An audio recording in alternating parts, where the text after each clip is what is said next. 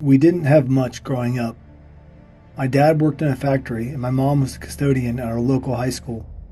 As the eldest of 4 children, my parents had one dream for me: to be the first one in my family to ever go to college. Through their support and my hard work, I graduated at the top of my class and earned a full academic scholarship to a school in Michigan that, for privacy reasons, I won't mention here. It wasn't long after I moved into the freshman dorms and met my roommate for the first time that the trouble began. Trevor had the opposite experience growing up that I did. He was from an affluent family and had pretty much coasted his way to college. He wasn't a jerk about it or anything, but I have to confess that at times I resented him for his upbringing. Trevor always had something to do, people to hang out with or a party to go to, and he always included me. Maybe he felt bad leaving me behind. I don't know. At first, I resisted so I could focus on my schoolwork. But I didn't want to be rude, and the parties were a lot of fun. Soon, however, I was living Trevor's lifestyle, but unlike him, unable to balance it all. It wasn't long before my grades suffered to the point I was in jeopardy of losing my scholarship. I didn't know how I'd face my parents if that happened. Approaching the end of the semester, it came down to a single term paper in a single class.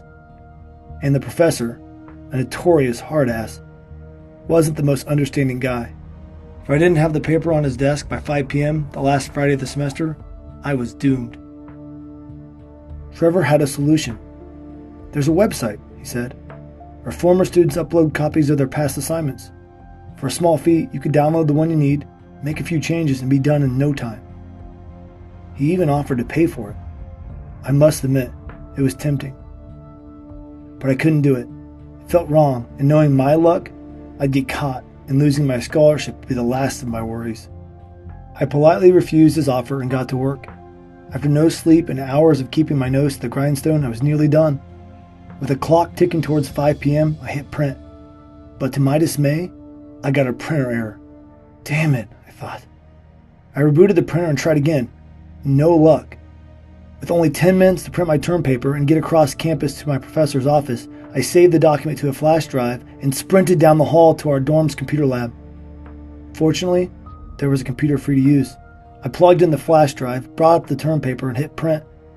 Snatching the still warm paper off the printer, I ducked out the computer lab and made a mad dash across campus. Breathing so hard I thought I would pass out, I made it to my professor's office just as he was locking it up. "Wait!" I cried.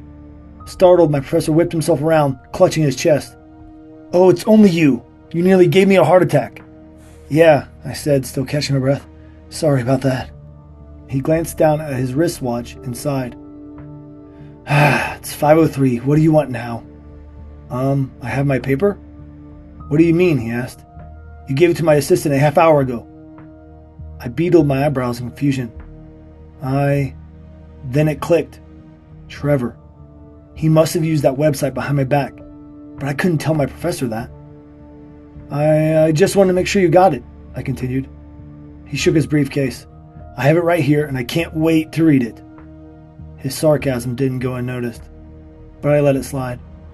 I headed back to my room feeling both relieved and angry. Relieved that my assignment was done, but angry that Trevor went against my wishes like that. I met him in the hallway outside of our room. He was coming back from an exam. "You didn't have to do what you did," I said. "What are you talking about?" he replied. "The website," I whispered. "Dude, you said no, remember?" "Yeah, but you did it anyway," I said as we reached our doorway. "No, I didn't," Trevor protested as he pulled out his key for our door.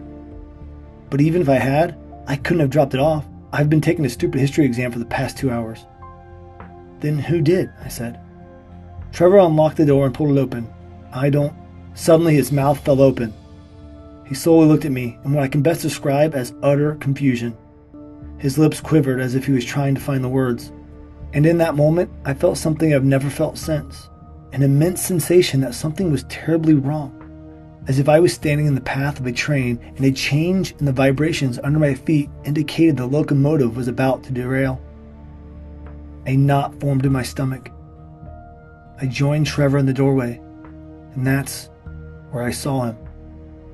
Or should I say, I saw me. Sitting at my desk, listening to my iPod while I worked on my computer. Before I could utter a word, the other me peered up. We locked eyes briefly. He flashed bewilderment before something like pain crossed his face, and he vanished. The headphones he was wearing falling harmlessly into the now empty desk chair. Trevor nearly fainted, and I was left speechless. That was years ago now. Trevor and I still talk from time to time, and when we do, the doppelganger inevitably comes up. We both have our theories, but the biggest thing I wonder is if he knows he got a B+ on his term paper.